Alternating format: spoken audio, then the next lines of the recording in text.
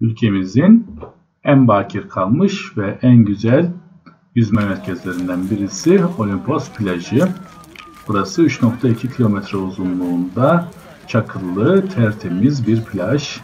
Çok derin değil ve buranın en önemli özelliği Akçay Deresi'nin plajla birleştiği yerin hemen girişinde bulunan Olimpos Antik Kenti'nin içinden yürüyerek buraya ulaşmanız.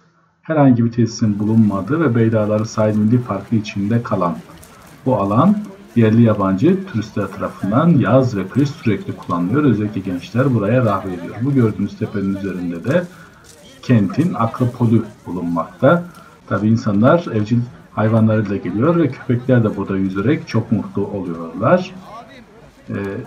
Kimsenin kimseye karışmadığı, teknelerinde geldiği bir yer. Arkada Tahtalı Dağı yani Olimpos Dağı ve yine kentin Akropol Tepesi'ni tekrar uzaktan görüyoruz. Ve ancak yanınıza kendi şemsiyenizi alarak gelebildiğiniz çok güzel, çok hoş bir ortam. Karşıda bulunan yerde kentin Güney Mahallesi. Burada da 2 tane Bizans Kilisesi bulunuyor. Ve tekrar eskiden limanın bulunduğu alan Akçay'ın birleştiği yer. Ve burada yüzme keyfi yapan küçük köpek yanında kuşlar, ördeklerle beraber denizin, kumun keyfini çıkarıyor.